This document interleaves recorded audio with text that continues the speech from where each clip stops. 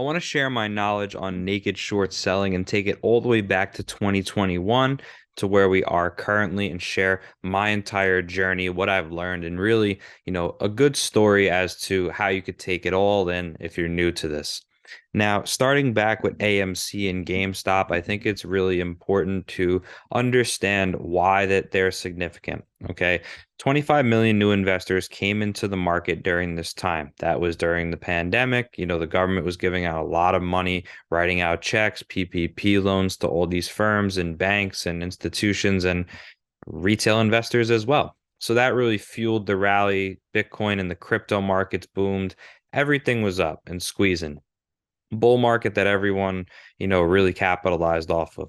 So, we're at that point and these stocks just simply got out of hand. Okay, I think that's really where the issue lies is they got too big too quick and it was nothing that Wall Street ever could have expected.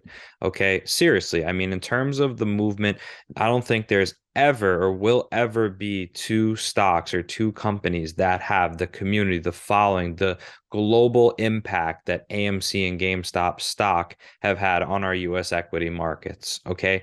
Going all the way back, you're investing, you're having all these new investors come in. They don't know anything about a bear market. They don't know anything about fraud or naked shorting. It wasn't really talked about until people found, sort of discrepancies or they found something that was wrong with the way the stocks are trading and really what was going on behind the scenes.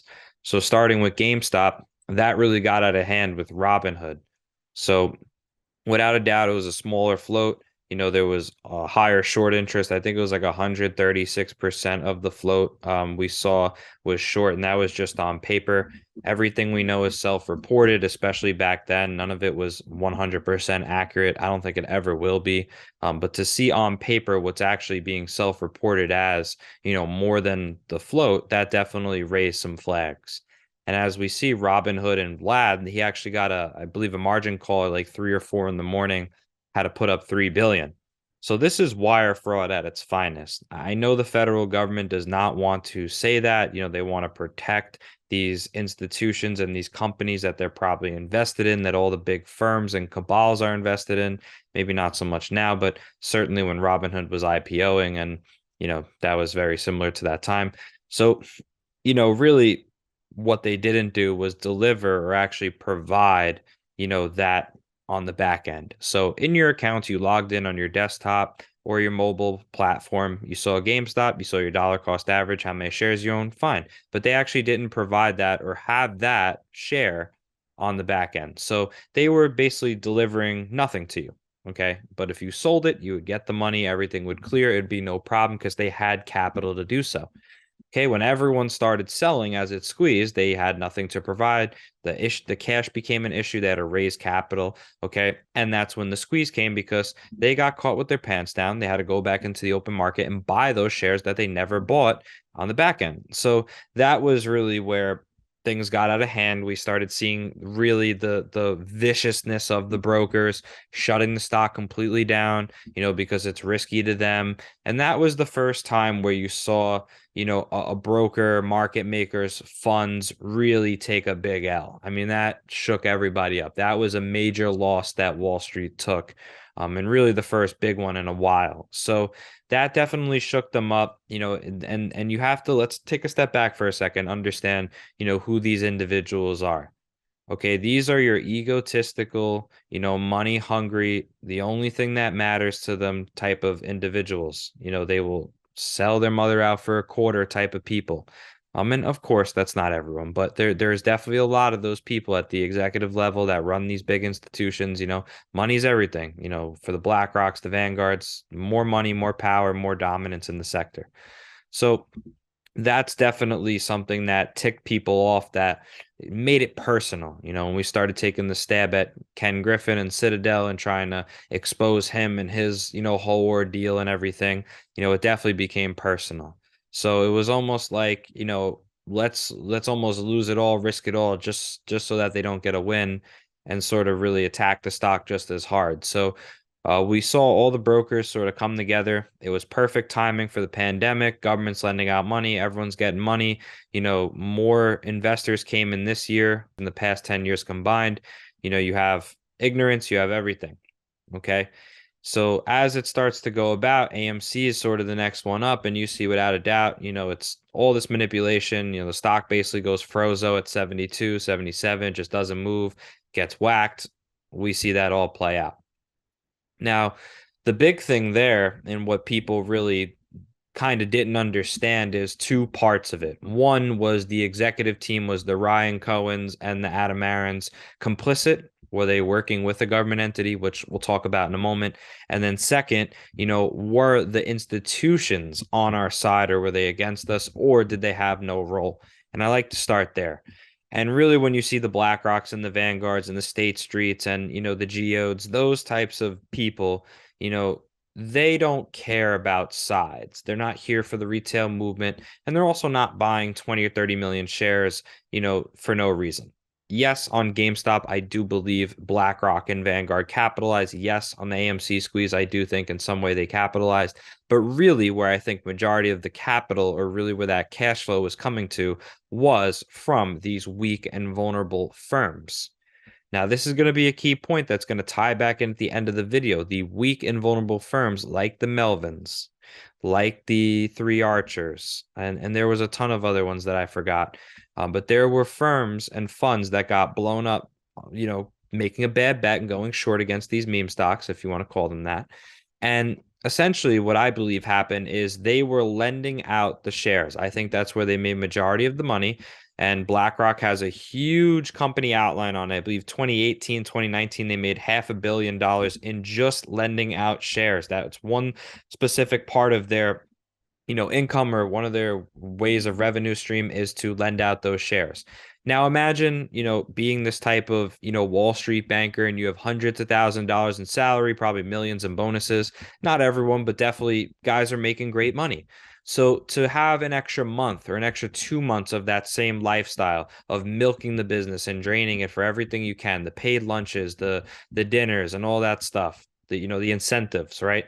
They want to keep their job and their lifestyle. So they're going to pay those fees. They're going to borrow those shares that they need, to hit the stock down. But also they had retail that was, and in the third part, which we'll talk about at the end, which was the options chain. So you have this, lifestyle that they want to keep the same, right? They don't want to change it. And that's why they go to those big firms. Now, what were they charging them? I don't know. It could be 50% interest, 100, 2, 3, 400%, that they had to pay to borrow 1 million shares, to borrow 300,000 shares at the end of every day, to knock it down, to use it in pre-market and post-market, to attack the stock, to kill it every time it had positive earnings, every Friday at the end of the day, knocking it down, right? We saw the same things, right? That they're not for no reason. And again, those same tactics that they were doing with AMC comes and ties back in as well. So the part two was, were the, CEOs, what were they doing? Are they complicit? Are they not? Well, I think that you have to understand that Ryan Cohen sold Chewy, I believe, for like $1 billion. So he's already a business owner, founded a business, sold his business. He's a billionaire. So I think a lot of him, you have to understand, is whether or not any company gets a part of, bellies up, or is successful, doesn't really matter. Doesn't matter to him. Of course, he wants to grow his wealth, but he has plenty, and he's a young guy. So you see him now, he's part of Bed Bath and Beyond. Doesn't matter if it goes bankrupt or not. Same thing with GME. I think he liked the clout from it. I think he liked, having that rally and getting behind that sort of success. But afterwards, to really fight back and for him to do something, for Adam to do something, I just didn't see it. I didn't see the effort. I didn't see the determination of, by any means, it's going to be my fiduciary responsibility to fight back. That charisma that I just didn't get with them. Adam sold, I believe, 25 million worth of stock and then dumped nearly another 10 million after that, and gave his sons, I think, 500,000 shares pop, which, that's millions of dollars too. So yeah, when it comes down to it, both of the guys in salary and bonuses and stock option, I mean, whether it's making 30 plus the 10 in salary, or 50 plus the salary, and Ryan Cohen making whatever he's making, these guys are already well off. Let's take a deep dive back into Adam Aron's past here. Okay, 5 things you probably didn't know about him, is he was the CEO of Starwood Hotels Resort Worldwide before joining AMC.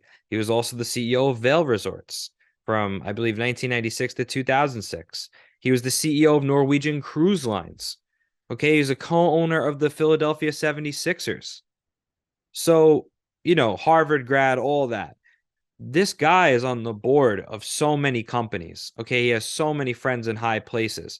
This guy is very well off, and it raises a lot of flags. It's not these, small cap stocks with hungry CEOs and CEOs that you see now, like a Roger Hamilton or a Jeremy Frommer, guys that are trying to fight back and they're doing everything they can to get into national news and fight for the retail and be vocal on social media. These guys aren't doing that. They were just, all talk. 3D chess and then the stock is getting killed. Buying HYMC and the stock getting killed. Doing all these things and it's not improving. You're not helping your shareholders. Yet, anyone that has an understanding of markets to the most basic degree and understands, any sort of social sentiment could know that AMC shareholders were the most hardcore ride or die by any means. However we could help the company, they'll do it. So they were offering to come together as retail investors and start a fund and pay AMC's debt off, to charge them for NFTs, to charge them for extra things to help pay off the company's debt. I mean, you've never seen this type of support ever in the history of stocks, ever.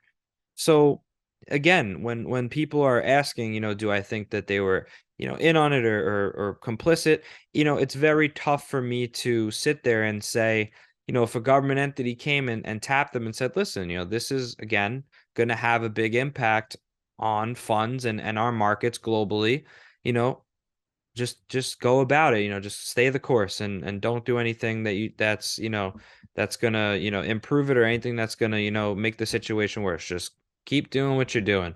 And in that case, it makes it seem complicit. It makes it seem that, they're just doing what they're told and they're well off anyway. They got their bonuses, they sold their stock, they did everything they need to do, but they're not vocal. They're not doing whatever it takes. They're very much more about the social media presence instead of the action. So that's things that I've noticed. Okay. So in my eyes, I think yes, I think that they are complicit. I think that it is very possible that a government body or someone, regulatory agency said, hey, if you fight back and you do it the right way and you vaporize these short sellers, it's going to be very bad. And you can't do that. Maybe you're not even allowed to do that. So that raises, sort of those red flags there for me. The last and final thing would be the options chain. Now, the options chain was something that was a silent killer for most people. I would watch every single week. I think it was 3 or 4 weeks straight where there was probably 3 to 500,000 open interest on the call side, completely expiring worthless, like 100% worthless. Everyone buying the YOLO 145s every single week, the hundreds, the 80s, the 90s, just ridiculous numbers, just trying to hit those 2-3 cent contracts and have them go to, $5 or $10 and just, keep throwing 100 and 1,000 in every week, hoping you turn it to 25. And it just never worked out. So they were just robbing people left and right. And again, not even their fault. I mean, that's just retail being silly, but taking advantage of those things are definitely, it's a big issue. So shifting gears now, as we're, going about our process and, learning and seeing, how the market operates as a whole, I think that, there was that incentive on the broker side to, one, protect their clients, protect their market makers and the people that were short, stop the trading of the stock. And again, that's the big thing is FINRA and these government bodies, they don't put a face to the name. They're not able to see how many retail investors they affected. They don't care. All they care about is the system hurting, the markets, hurting the funds and, the big institutions, which is an issue because it makes the statement, if you lose, you lost, kind of go out the window. Okay, again, not for everybody, but still there is, again, without a question, some, I would say, inequality on those levels. So either way, as we move forward along this journey, we're starting to see a lot of the same practices as we're learning and growing and moving on to new stocks. Really, the next thing that we got involved in was a GTII. So you see the same sort of tactics that are played out in AMC and GameStop where they're attacking the stock. It's always the end of the day on Friday. It's all of a sudden it runs to 9 and pin drops to $1.90. And it's not for no reason. There's no way that this happens just for no reason. You could see it's artificial. It's not just an algorithm. It's not just one person. It's, 6, 7 market makers on the level twos putting up huge sell walls on the S side to prevent the stock from going up. It's cross trading and spoofing back and forth, trying to, drive the price down and hold the market value lower. It's every Friday, the last 15 minutes of the stock either, pumping up because, there's shares that have to be bought back or getting dumped because, they have to close the price out as low as possible on a Friday. It was just this back and forth of crazy manipulation, just trying to mentally manipulate all the shareholders in the stock. And then we have the brokers that, again, are complicit, like we saw before. And what they're doing now is they don't tell these guys to knock it off. They don't tell these guys they have to deliver stock. And then all of a sudden, you start to see, at the end of the day, when you have these random days where the stock just starts to sprint and just starts exploding at the end of the day. And that's what happens is when, you have to cover that margin, it becomes too risky. And that's especially why, these lower level stocks and these smaller market makers and these smaller short sellers, not the Citadels, not the Virtues, the smaller guys, they get caught up and, they're deemed too risky. They're prime broker, they're people that hold their money. They don't want them to hold that over the weekend. So it always has to be closed out very, very quickly. So it's maybe intraday or scalping or, end of day or end of every week, and that's what we saw is that, the stocks would be covered and closed out end of the week. And then it started becoming every day, when GTI really ran. Now, some of the things, again, like I said, were weird was just the way the price action was, that it would just get killed, randomly. And it would take significantly less volume to knock the stock down than not. We saw for over a week and a half, nearly 2 weeks, TD Ameritrade and I believe all across the board was not showing the tape. They weren't showing the order book. So leaving us in the dark. We can't see where the buys are, where the sells are, what the block orders are, how many shares were purchased, how many shares were sold short. We had no insight to what was going on. So again, those are things where it's an update and then nothing updates or nothing changes. And there's no information. There's no, timeline on when it's going to change. That's not an accident when these things just happen over and over again simultaneously when 3 or 4 huge retail driven stocks are running at the same time, like a finger motion, like a Cosmos, like GTI, CRTD. So we see it. It's the timing. It's all tactical. Okay, they only stop trading. They only stop taking their money when they lose. GameStop, AMC, BBBY, they cut it off, right? They halt it, they stop it, they shut it down. Same thing with GTI. They try to, put little speed bumps in the way. When they do the special dividend and they try to issue the Picasso, what did the DTC say? Sorry, you can't do it. What happened when you went to list on Upstream? You had Wells Fargo say, hey, now that they're listing on Upstream, well, guess what? This is a crypto investment now. It has nothing to do with crypto. It has zero to do with crypto. It doesn't make any sense. But they're able to say whatever they want to their clients. Oh, we deem this as a risky investment. And some people want a little more clarity on that. Upstream is technically a crypto blockchain listed exchange. So when they have these other stocks listed on them, could be from, US big boards or it could be, OTC, it doesn't matter. That's what they claim it as. These agencies or brokers, whatever you want to say, institutions claim that as a risky or deemed risky investment because it's quote unquote crypto investment, which it's not. So it's these speed bumps. It's all these little tactics that they can use to, prevent it. And we saw for like a week or two, it was slap the CE on stocks now. Oh, we just threw a CE on it. Sorry, you can't trade it. Fidelity, you still can't trade the stock DBMM, digital brands, media, and marketing. You still can't trade it. Okay, there's still a CE on it. So it's subjective. That's the case, is it's subjective. Broker to broker, they'll all be on the same page, or some will allow it, others won't. And that's what the issue is they're all complicit in it. Okay, they're all playing the same game of not wanting each other to get hurt, but really their clients to get hurt.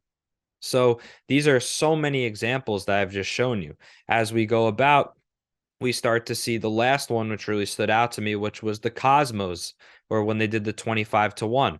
Now I'm aware that yes, the company did, botch that. They blindsided the investors, which sucked. But when that all went about, there was a huge issue, right? Most of the people that own the shares of COSM ticker no longer own that share anymore as it changed CUSIP numbers, as it changed the ticker name. However, when you woke up that Friday, there was no new name traded. So 90% of their people were locked out of COSM because they technically no longer own that ticker anymore. So they weren't able to sell the stock. They were supposed to be a new ticker, but there was an error, right? Go figure, just an error. Some people were getting shares of a completely different ticker, a company that had nothing to do with Cosmos Health, completely separate. And they got shares of that company, quote unquote, accidentally. There was some people that were allowed to sell their Cosmos shares of that COSM ticker through Fidelity, but that was only a very small percentage. It wasn't all Fidelity users. It was some. It was at a certain dollar cost average, right? There was all these little stipulations involved. So that's the type of things that I'm saying when a stock goes from 20 cents to $20 and it explodes, and I believe they allowed shorts to cover. That's not for no reason, okay? No wonder everyone's locked out of it. No wonder why there's errors. No wonder why they go sell only when they lose. No wonder why you can't exit the stock or you can't buy the stock. It's not for no reason, guys. So all these things that happen, throughout history, you have to make mental notes of, and I never forget them.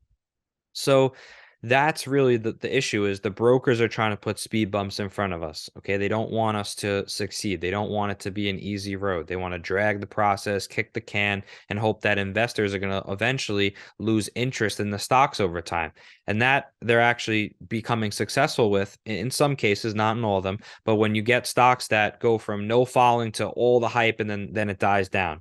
And again, no disrespect, but with Cosmos, it got very hot very quick. There was a ton of volume, a huge social sentiment. I said, I don't know if they can keep this volume up. I don't know if they're going to be able to keep this hype in the stock. And it just sort of kind of pumped and dumped. And even though it's doing very well now, I'm just telling you in real time, that's what the sentiment was. It was like no one really heard about the stock. It popped, it exploded, and then it kind of faded. And now it's coming back. But that's the brokers doing that is they allow it to run up, and then all of a sudden, as it starts to die down and as that retail sentiment goes away, their clients are able to then come back in, attack the stock, and do what they do best. And it's all these, issues that come about. Like we just said, explained to you the whole entire issue with the split.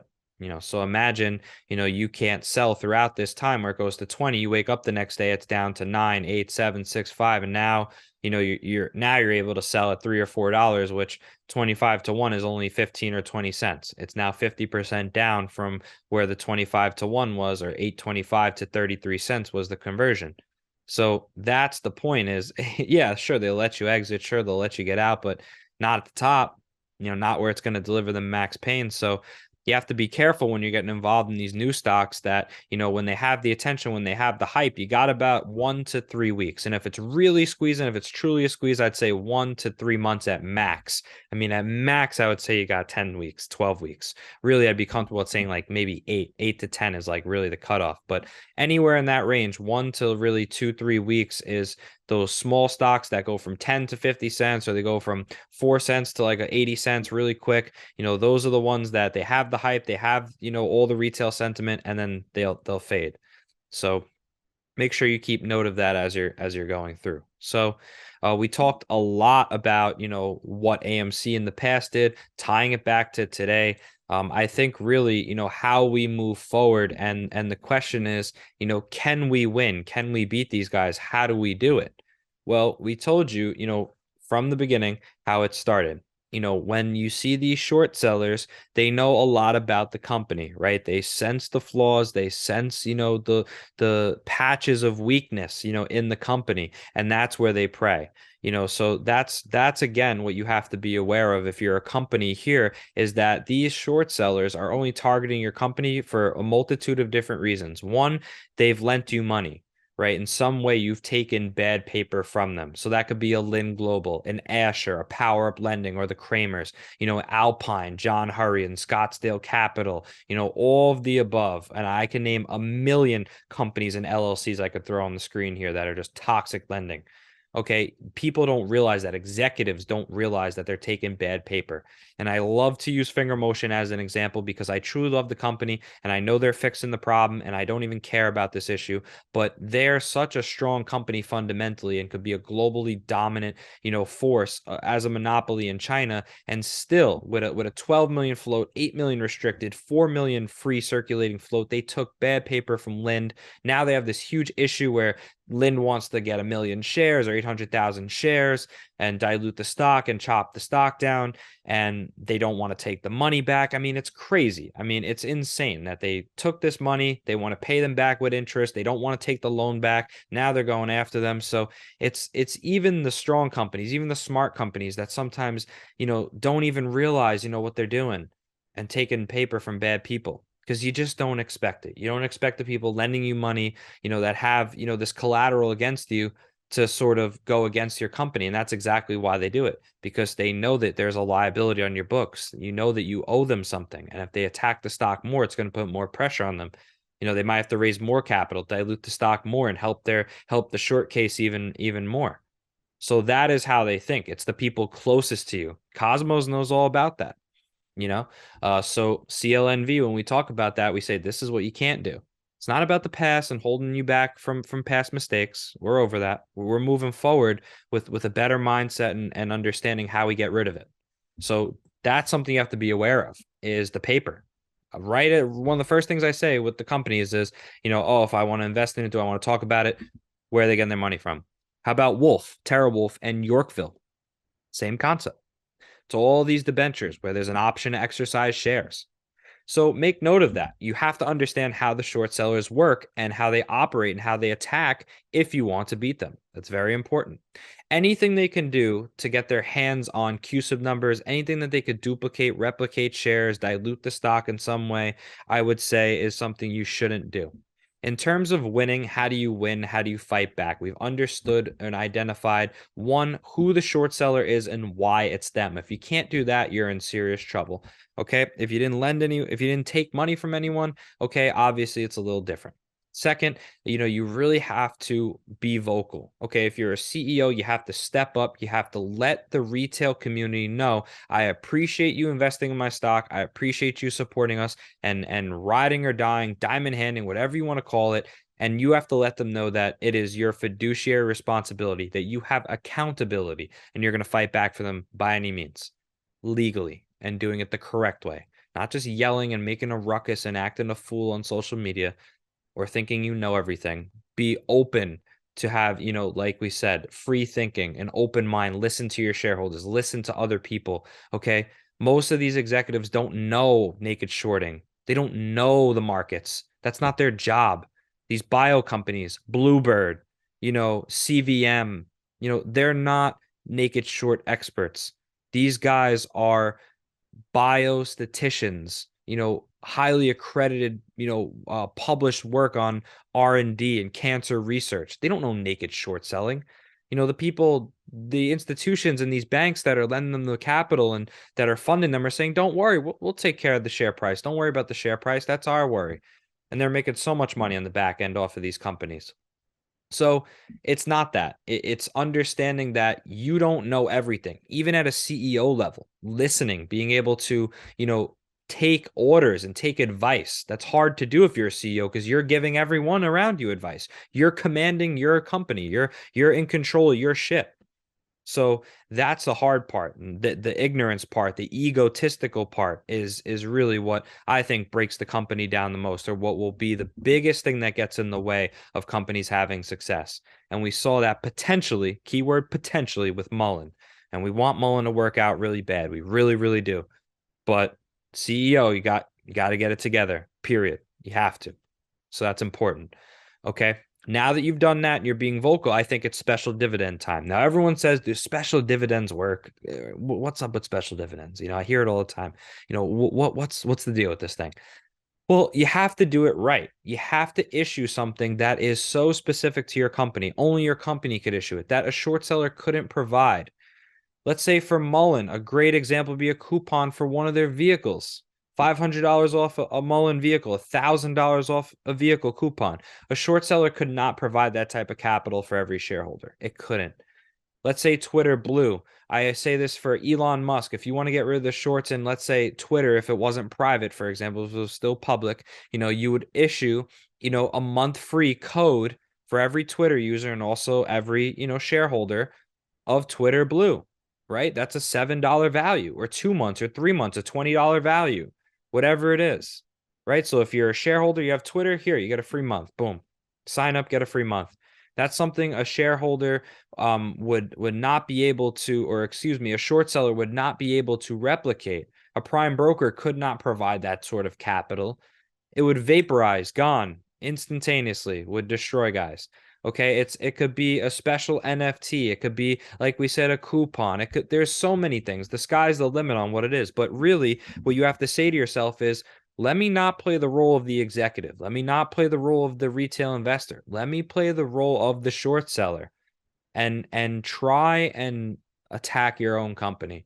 Try and by any means find every loophole and find every method to try and get your hands on the special dividend, to copy it, to duplicate it. If you can't, odds are you're doing something right. Okay. So still, with that being said, I think most people aren't doing it right. We see the reverse splits. They don't work. Clearly, they don't work. We saw it with the sundial, the root, mind medicine, so many. I don't want to attack any of the new stocks, but we've seen it. GME did the regular split, the common stock split, and the quote unquote special dividend with the share, which the extra share, which it wasn't. Okay.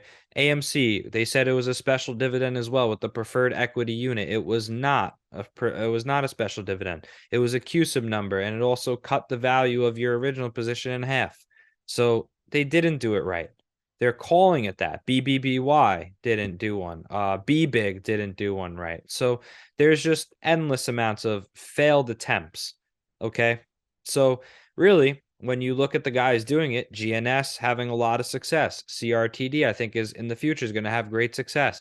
Finger motion, guys that are fighting back. They're hiring the share intels, the West Christians. It's not only now a matter of what you can do on the surface. Now it's about building a case legally if that doesn't work. So it might not work. There might be a point in time where, you have a special dividend ready to rock and everything looks great. And then you have the brokers that are, not allowing it to operate smoothly. That's possible. That's very possible. We've seen it. It actually should be expected that the brokers don't conduct it the proper way, that the clearing agencies are not on the same page, and that there is some sort of issue.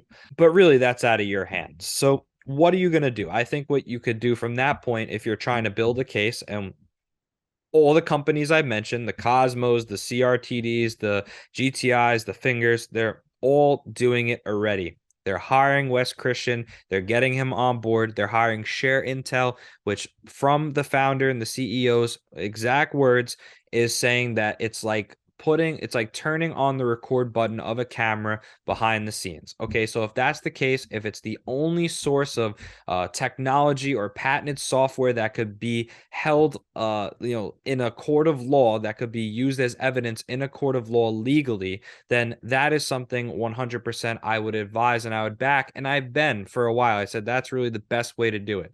It might not be the most perfect option or 100% guarantee option, but I think we're talking about the best odds, the best chances is you might have to pursue it legally. Now, this might all scare executives and scare, the CEOs, but look at the other guys that are doing it. They're not having negative backlash. They're not getting in trouble. It's your job. You're entitled to do it. You have a right to fight back for your company. You're not supposed to just sit there and let your share price get obliterated. You're not supposed to, just let your share price go from $20 to sub a dollar. Don't just sit there and be a victim. Don't just keep getting, bludgeoned by these guys. Take a stance, fight back. You would be surprised, how many people behind the scenes are actually there for you. And that would, a lot of shareholders, they're very passionate. They're very good individuals. You'd be surprised, how much they would appreciate it, how much they would get back and support you and be, an even, stronger supporter and even, more vocal investor in your company. So take a stand and don't be afraid to do, some of the things that, I'm doing or some of these other guys on social media are doing. Like we said, the Roger Hamiltons, the Jeremy Frommers, right? Don't be afraid to voice your opinion as an executive. It's not a crime. You're not going to go to jail. You're not going to get fined for saying how you feel. Okay? So you're allowed to be honest in this market. So those are some of the things that I would, really advise. That is really my big overview on shorting, a little bit of the past, a little bit of, a lesson into, my entire journey, or really sharing my perspective and my views on you. So I hope you guys have enjoyed this video. I know it was a little lengthy, but hopefully I'll be able to break it up into, certain sections and it'll make sense to you. Okay, so I really appreciate the support. You guys have been incredible. I'm going to try my best to continue to give you, more content, more videos as we go about it. Maybe live stream a little more. If you want, you could check out my Twitter. That's where I'm the most updated. So you get, more real-time updates from me there. But pretty much, just keep, your notifications on, keep posted with me. I'm pretty active throughout the week. But I'm very excited for what the future holds. I think in a lot of these tickers, really the next few months at the end of Q1 going into Q2, I think everything is going to start to get, pretty crazy and ramp back up again. So again, I'm very excited. I'm very happy for what the future brings. I think this is, the start of an incredible movement of retail really taking a stand, fighting back. This David and Goliath finally, coming resurfacing from 2021. It's coming back now again at the beginning of the year. I feel the juice. I feel the energy flowing. So everyone's on some good vibrations now. Let's just